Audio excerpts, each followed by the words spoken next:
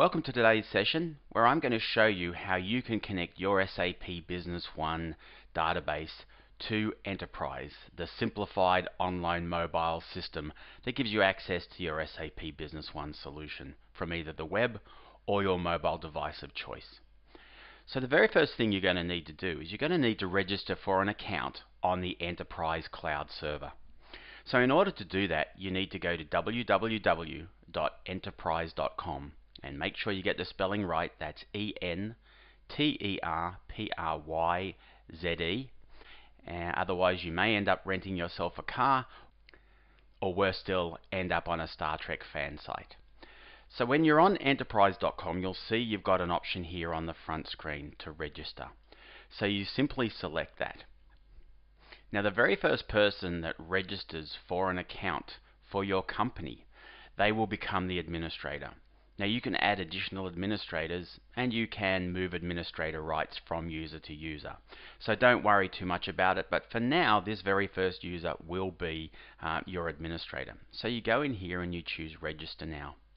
So then you put in your email address, and I've set one up specifically for this process.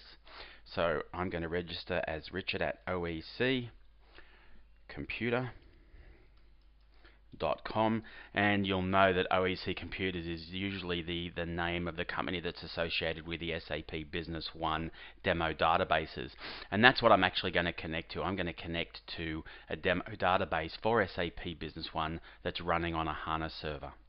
So then you put in the password that you want to use, make sure it's a strong password, and then you put in your organization ID or the organization domain. So in this case I've got oeccomputer.com, and then you click on register. It's pretty much that easy. Now you'll see you've got a message telling you that the registration is completed, and you should check your email for a message that will enable you to activate your account. So step 1 is to register for an account.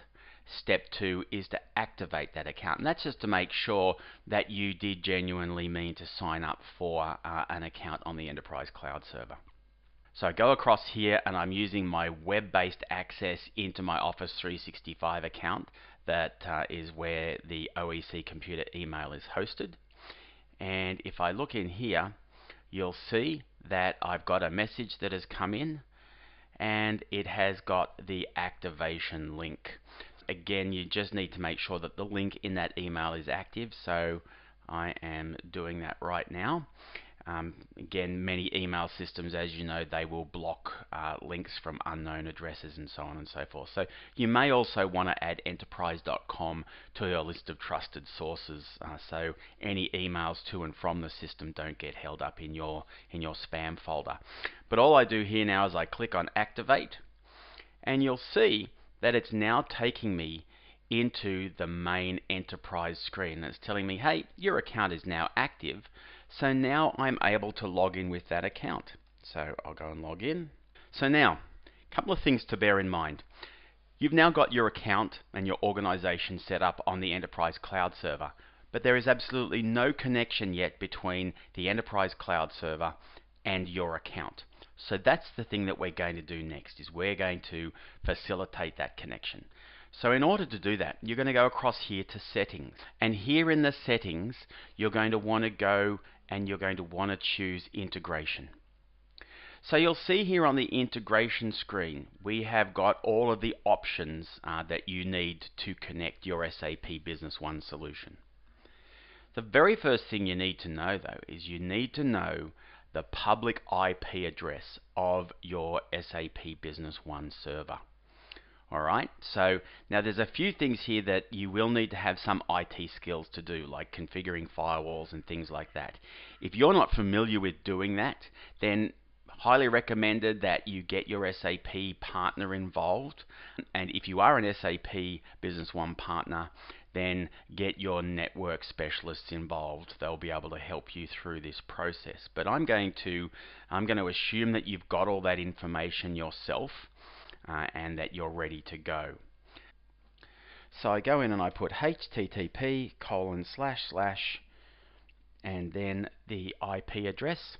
Now when you're setting up Enterprise, you need to set it up so that it is able to communicate with your back-end SAP Business One system. And to do that, we use what we call the Enterprise Data Service. And the Enterprise Data Service communicates with the Enterprise Cloud Server using a port. The default port that we recommend for your very first database is port 8099, and that's what I've got set up here. So I simply put in this URL, this HTTP : the IP address, and then a : 8099, and then I hit save. Alright, now it tells you that the integration URL has been updated successfully, and then I'll say OK. Now if I go and try and do a check network at the moment, it's going to come back with an error. And that's because what I have to do now is I have to go onto my SAP Business One Windows server, and I have to download and install the Enterprise Data Service. So we're going to do that right now. And so now I'm connected to my Windows server that has the components on it that are required for SAP Business One. So I have the DI API is installed. I've also got my HANA ODBC driver installed, or the HANA client. Now that's installed. Now I've installed the 64-bit versions of both of those, and I'm also running the 64-bit SAP Business One HANA client on this machine. And that's actually what has installed the DI API for me. And then of course, because I knew I was going to be running the 64-bit client, I had to install the 64-bit HANA ODBC driver. So all that's now done. So what I'm going to do is I am going to open up Firefox. So I'll log in here, richard@oeccomputer.com, and my password exactly the same as I did before. So before I was recording on Chrome, now I'm using Firefox, and you can see exactly the same process. So go here into my settings, go here into my integration. You'll see those options have been saved now because I hit save before. And what I can do now is I know I'm running SAP Business One 9.2 patch level 7, and I know I'm running the 64-bit version. So I can go in here and I can click on the 64-bit option and download that. But if you're not sure, if you want to check, we've got a little tool here called the Enterprise Kickoff app. What you can do is you can click on there and you can save that file onto your local machine, and then you can go in here to the folder where it's been installed and you can run that app. And what that will do is that will go ahead and it will look at your SAP Business One solution. It'll look at the components that are installed, and it'll tell you what you should do. Download and install a 64-bit version of the EDS for SAP 9.1 PL5 or higher. So 9.2 patch level 6 or higher is what I want.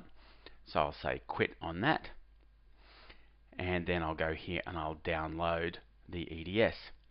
So I'll choose to save the file, and that's now been downloaded. It's not a very large file. Matter of fact, the Enterprise Data Service is a very small footprint component that we use for doing all of the integration. So it's not going to chew up a huge amount of memory on your server. So there it is. There's the app. It's been downloaded. So now I'm going to right click on it and I'm going to choose to run as administrator. Now it's going to come in with the default location where you want to install the Enterprise Data Service, and you can accept that default. And remember, we said we were going to use port 8099, which is the default port. So there it is, port 8099. And then you give the system a service ID suffix. Now I'm going to cover this in another session, but if you are running multiple databases on the one server, you'll need to install the Enterprise Data Service multiple times. Each time you install it, it'll need to be on a different port, and it'll also need to be installed into a slightly different directory so that the ini files do not get overwritten. But then you'll also want to give it a name so that when you're looking at all the Windows services that are running, you're going to have multiple Enterprise Data Services. You may need to start or stop one of those services. This will help you identify that you're starting or stopping the right one. Okay? And you can see there, that's the name that this is going to be given. So when we go and look at the running services after this, you'll see it's got AU HANA. That's the description that's there in the list of services. So I say next, and then I say install.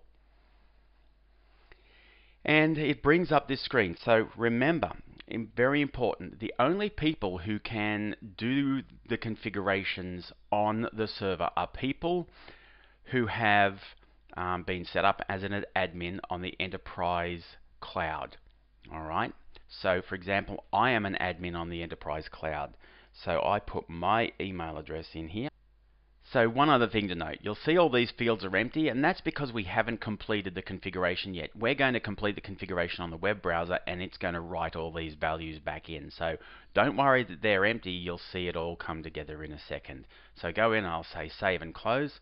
And so now it's installing the necessary service. And then you'll see you get the message that the process is now finished. So all things being equal now, the Enterprise Data Service has been installed.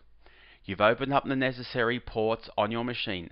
And by the way, if you need step-by-step guidance on how to do that, again, I said I'm covering that in a separate video, but you can go here and you can download the Enterprise Network Setup Guide, and that will walk your IT person through the necessary steps that they need to take. But if I've done all of that, I should now be able to click here on Check Network, and what will happen is the Enterprise Cloud Server is going to connect using this IP address and this port to your back-end system and check that it can talk to it. So if I go here and I say check network, and you'll see I get the message that network access to the EDS works. So we've validated that we can connect through to the Enterprise Data Service. So the next step is to go in here and choose connect.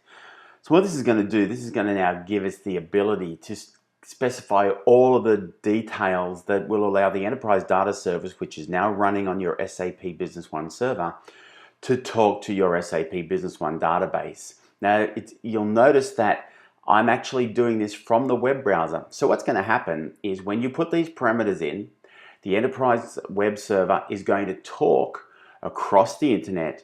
It's going to talk to the Enterprise Data Service that's installed on your SAP Business One server.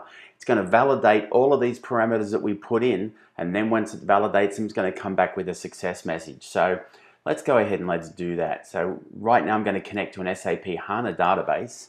I need to give it the name of the HANA database. In this particular case, as you saw earlier, using those fully qualified domain names, it's hana-a smbsolutions.com.au. Now I'm going to put 30015 because with HANA you do need to specify the database IP port. If you had selected SQL Server, you don't need to put in port 1433 or anything like that, but with HANA you do need to specify this. So you'll put in your database user. So in this case I'm going to use the system user, and then you'll put in your database password. And then our company database, in this particular instance, I'm going to use SBO Demo US. So remember, with HANA, these things are case sensitive. All right, so anytime you're talking to the HANA database, you've got to make sure you get that exactly right. Now, our license server, so this bit basically is the system landscape directory name and IP address. So again, it's hana.smbsolutions.com.au. Make sure I've got that spelling correct, and then it's port 40,000. All right, make sure you get those details correct. My SAP username, in this case, is just manager, and my password is manager.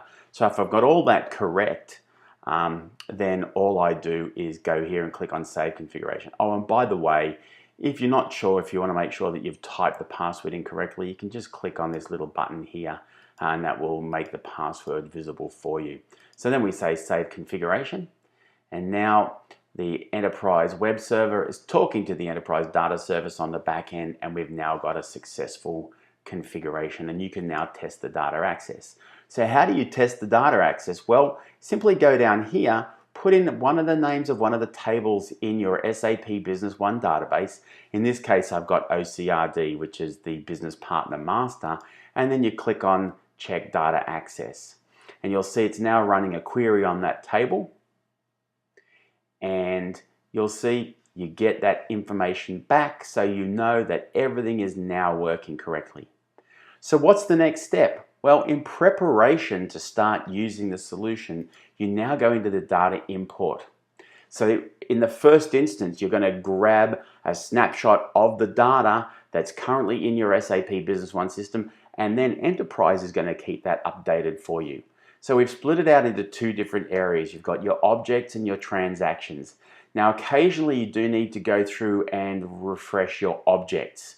All right, but the transactions, once you set them, they should automatically be kept up to date. So let's go through for the sake of the exercise and let's process our core objects.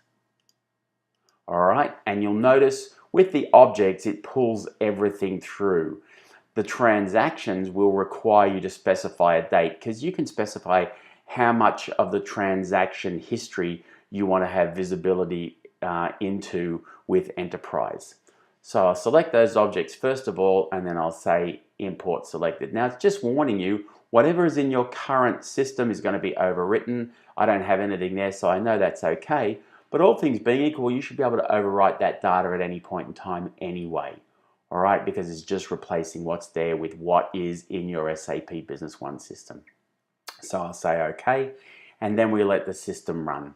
So the import is now started, and what will happen in the background is that data will be brought across. And you can see, all your information has come across as expected. And then we can now go and we'll do all of our transactions. So we'll go through, select each of the transaction types. And we don't give you a select all because we want to be absolutely 100% sure that you are selecting the transactions that you want and that you don't make a mistake. So then I'm going to specify a date. So I'm going to go way back. I'm going to go way back to 2008 just for the sake of the exercise because I am using a demo database and I want to make sure I pick up all of the transactions that are in there. So I select that date, 1st of the 1st, 2008, and I'll say apply to all. And then same scenario, I simply click here, I say import selected. It's just warning me that this data is going to be overwritten on the Enterprise web server. And we'll say okay. And you can see now those transactions are quite happily running away there in the background.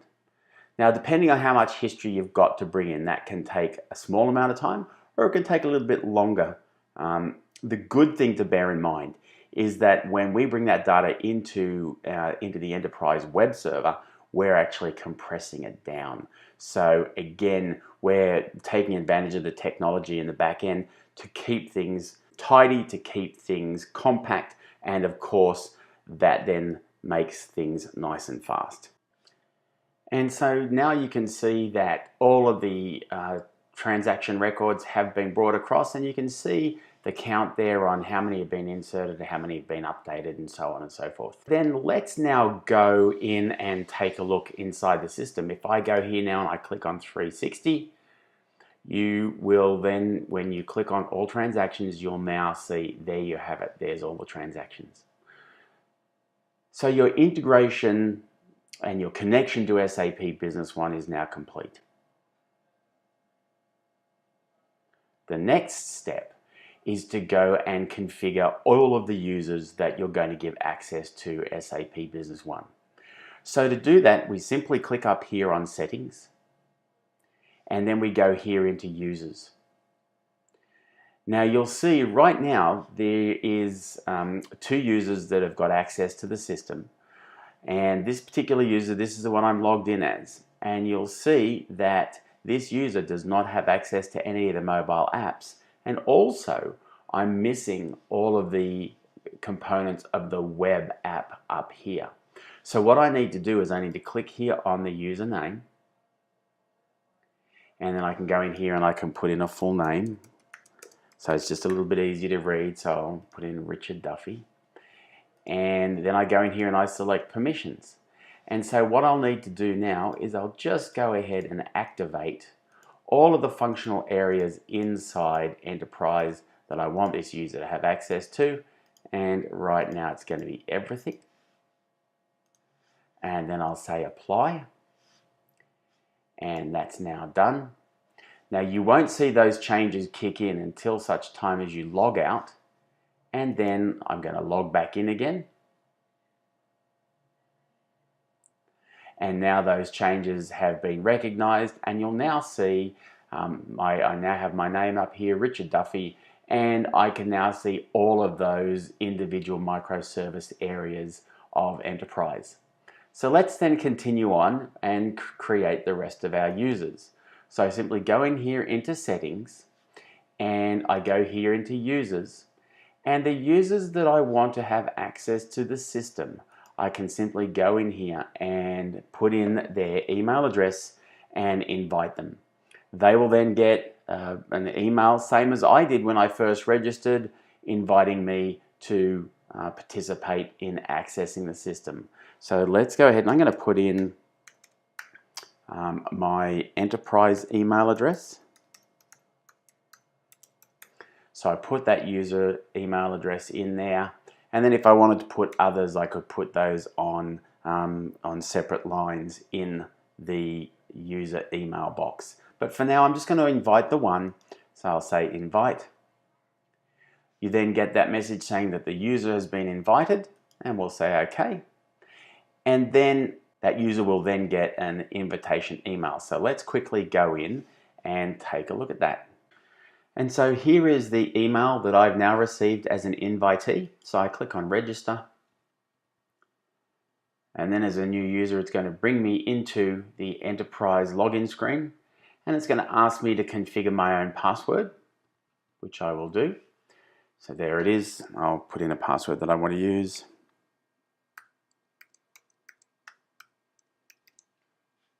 And then I'll say join.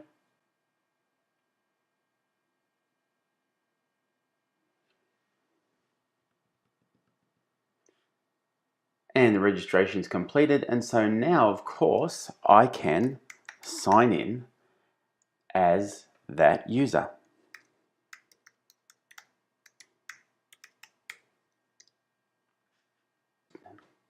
Before I can sign as that user, the administrator that sent out that invitation needs to go back into the users, and what you'll now see is that that additional user will now appear in my list of users, and then I just simply go in here and I'll say approve.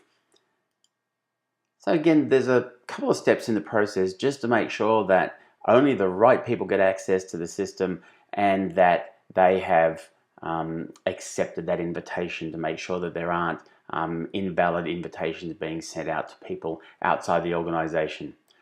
So then this user doesn't have access to anything in Enterprise yet. So same scenario as I showed you before. I go in and I select the user's name. And then we go here and we click on permissions. And I specify what data do I want them to be able to see. Do I want them to be able to see only their customers, or do I want them to be able to see everything? Well, I'm going to give them access to everything. And then which of the mobile apps do I want them to have access to, and which of the web microservice apps do I want them to have access to? So again, I'm going to select them all. And when they're all selected, I just hit apply. The user has been updated successfully. That user can come across here and they can sign in. And they now have access to all of the information inside Enterprise that is being seamlessly synchronized with your SAP Business One solution. Now there's one more step you have to do with each of those users, is that you need to go in against the user. And so let's go back and let's look at our list of users. So go back into my settings, I look at my users, and what you'll need to do is you need to map each of those users across to an SAP employee ID.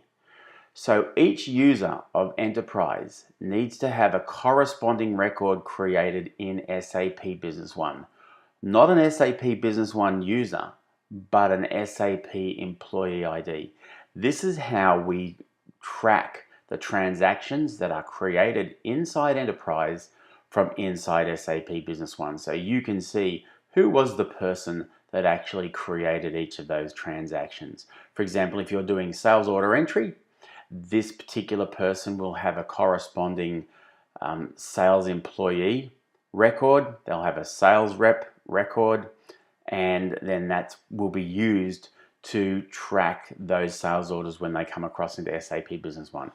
So to do that, you simply select the users that you're interested in, you click on Edit, and then when you click on the drop-down list here, you'll see all of the users that have been created inside your SAP Business One solution.